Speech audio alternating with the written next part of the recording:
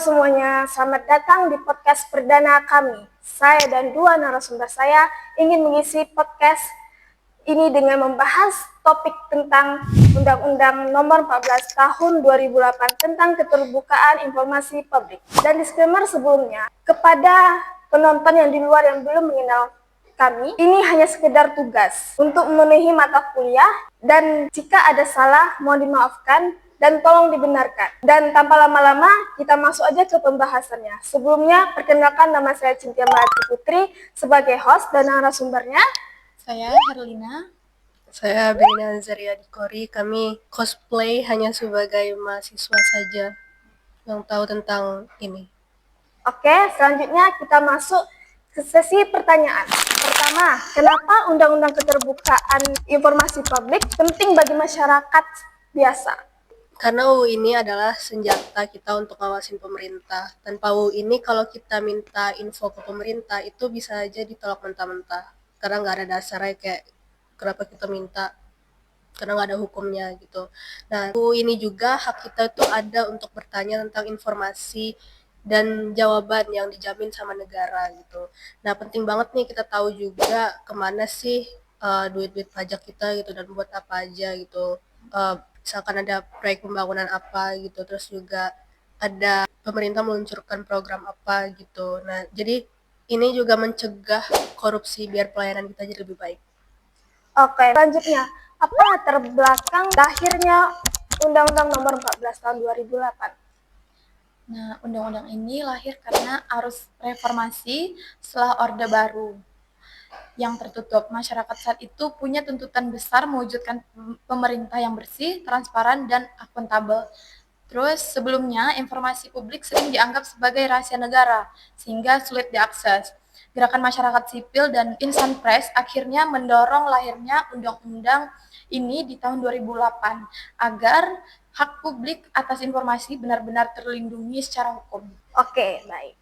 Selanjutnya, siapa yang dimaksud badan publik dalam undang-undang tersebut? Sebenarnya badan publik itu cakupannya luas banget. Jadi misalkan ada dari segi yang didanai dari APBN ataupun APBD, dari negara dan juga daerah gitu ya, kalau perbedaan dari namanya gitu.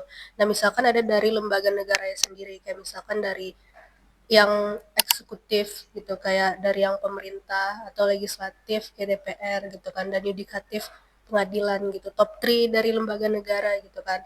Dan ada juga BUMN dan BUMD sendiri gitu, yang sama tentang daerah dan negara gitu, kayak misalkan yang melayani kebutuhan kita sehari-hari gitu, kayak misalkan PLN atau Pertamina atau air PDAM gitu.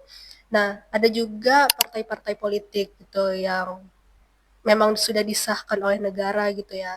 Dan juga ada yang namanya LSM, yaitu Lembaga Swadaya Masyarakat atau organisasi nirlaba namanya gitu, yang juga menerima APBN atau APBD dari negara dan juga sumbangan-sumbangan dari masyarakat gitu. Dan terakhir itu ada namanya badan usaha swasta yang juga mengelola publik gitu, atau barang milik negara.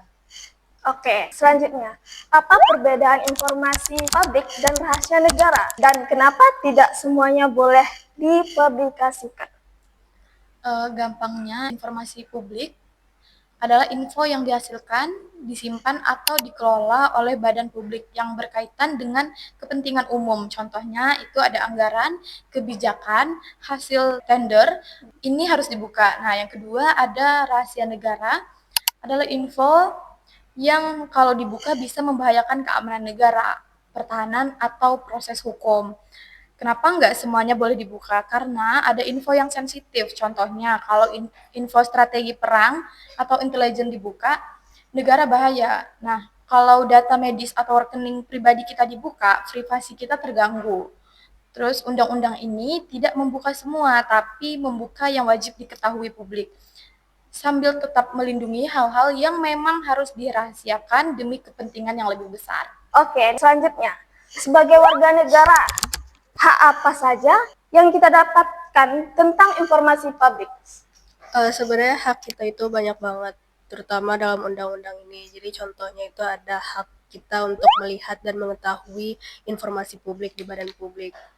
Pastinya yang seharusnya disimpan negara, kita ada hak gitu untuk minta tentang hal itu. Terus juga kita harus mendapatkan salinannya atau fotokopinya, atau sekarang bisa dilihat di internet gitu kan, dari PDF-nya gitu. Nah, kita juga punya hak bertanya dan juga minta penjelasan yang tadi udah dijelasin gitu kan, sebagai latar belakang undang-undangnya gitu. Terus juga kita bisa menuntut hak kita untuk mengajukan keberatan, misalnya nih undang-undangnya kok kayak kurang memihak ke masyarakat gitu kan. Kita bisa minta mengajukan kayak aduh keberatan nih kita gitu kan.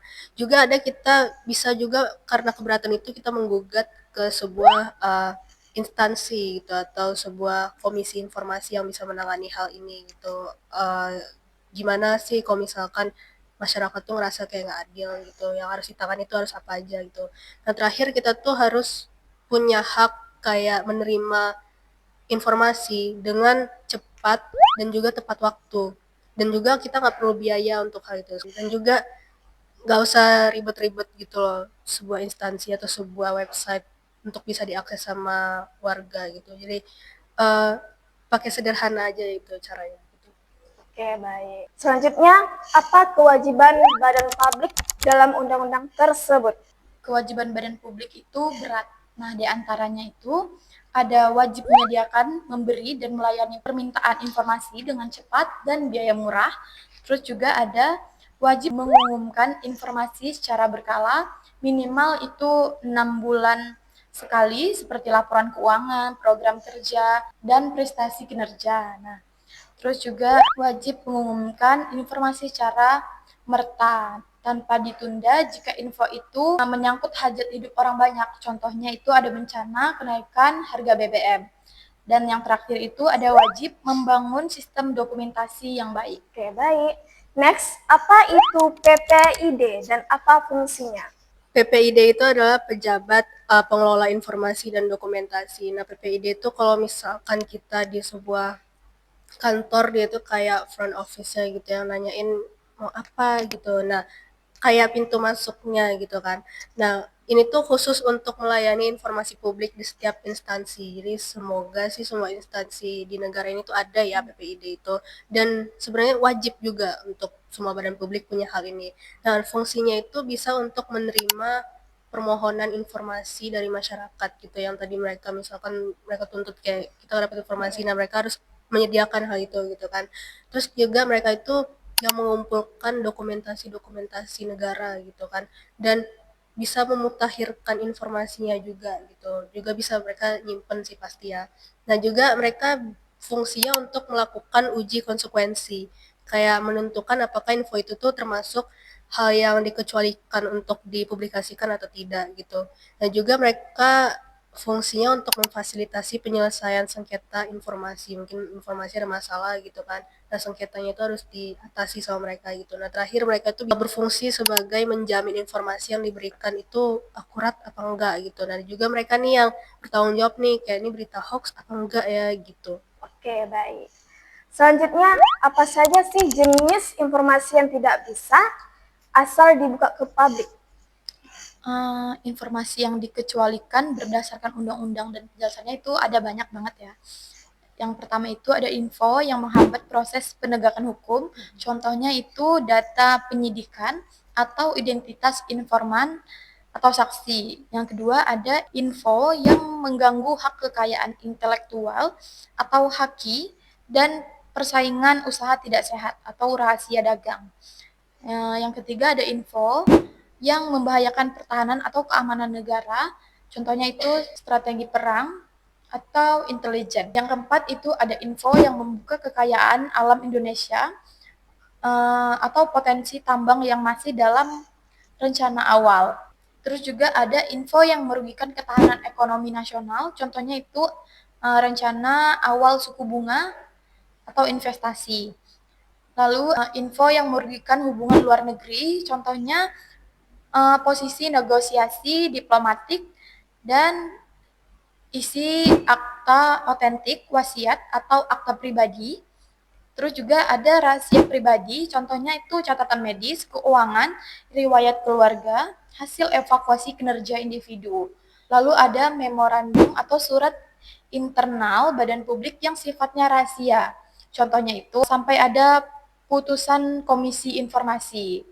Lalu yang terakhir itu info yang secara tegas dilarang undang-undang lain. Next, apa itu Komisi Informasi dan apa bedanya dengan pengadilan biasa?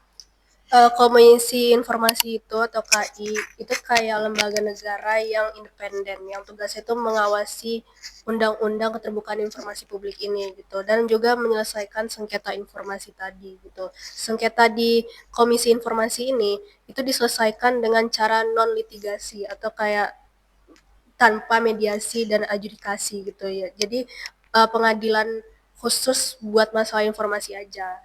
Dan itu yang kayak dibilang tadi tanpa litigasi karena itu gratis dan hasilnya cepat seharusnya gitu. Nah perbedaannya kalau pengadilan negeri biasa itu tuh buat sengketa umum kayak perdata atau pidana itu tuh prosesnya formal pakai hakim dan juga kita bayar ya. Nah bisa juga mereka makan waktu yang lama gitu. Itu makanya kalau misalnya kita ngelihat ada kejadian misalnya kayak korupsi, makanya pemeriksaannya tuh lama gitu. Tapi kalau misalkan Komisi Informasi itu lebih cepat dan sederhana dan lebih fokus ke sengketa publik versus badan publiknya aja gitu. Oke, selanjutnya sanksi apa saja yang didapat oleh badan publik atau pejabat yang melanggar Undang-Undang Nomor 14 Tahun 2008 ini? Ada sanksi administratif dan pidana. Nah, sanksi administratif ini contohnya itu teguran tertulis, peringatan, hingga pembebasan dari jabatan PPID atau atasan langsung yang lalai. Kedua, itu ada sanksi pidana pasal 55 Undang-Undang KIP, kurungan maksimal 1 tahun dan atau denda maksimal 5 juta bagi pejabat yang dengan sengaja menolak memberikan informasi padahal bukan termasuk yang dikecualikan. Lebih berat lagi jika menyalahgunakan informasi publik untuk kepentingan sendiri.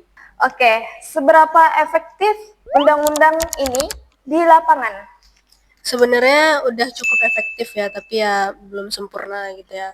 Nah, udah banyak sebenarnya kemajuan kayak misalkan sekarang kita tuh bisa minta info langsung ke PPID tadi gitu. Kayak banyak website-website pemerintah yang udah transparan dan Komisi Informasi sendiri udah menangani ribuan sengketa.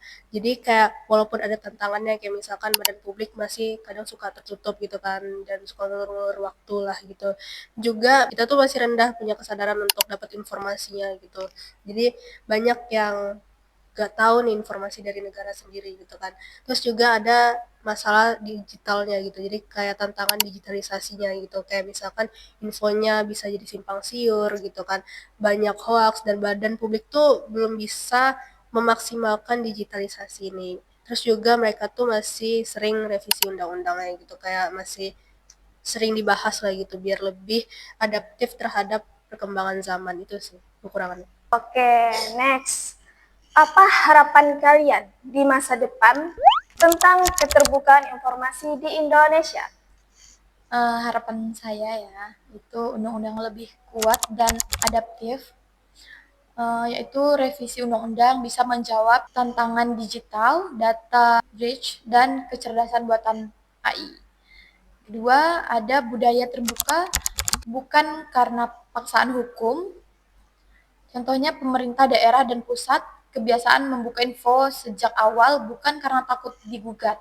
Lalu masyarakat yang melek informasi, contohnya itu mampu menggunakan haknya secara cerdas, tidak hanya untuk kepentingan sendiri tapi juga untuk memajukan bangsa. Nah, lalu ada juga itu keterbukaan sebagai fondasi demokrasi. Contohnya mencegah polarisasi dan misinformasi di era digital. Dan yang terakhir itu sanksi yang tegas, yaitu contohnya pejabat yang main-main dengan hak publik benar-benar dihukum agar jera. Oke, baik. Sekian dari podcast kami. Terima kasih kepada Abe dan Herlina yang sudah mau menjelaskan apa isi dari Undang-Undang Nomor 14 Tahun 2008 tentang keterbukaan informasi publik. Semoga apa yang disampaikan bermanfaat bagi penonton semua. Jadi kesimpulannya, Undang-Undang Keterbukaan Informasi Publik memberikan kita hak untuk tahu. Badan publik wajib membuka informasi, kecuali yang dikecualikan seperti rahasia negara dan privasi. Masih banyak tantangan dan harapan ke depannya masih transparan. Gunakan hak kalian dan jangan takut bertanya. Terima kasih dan sampai jumpa.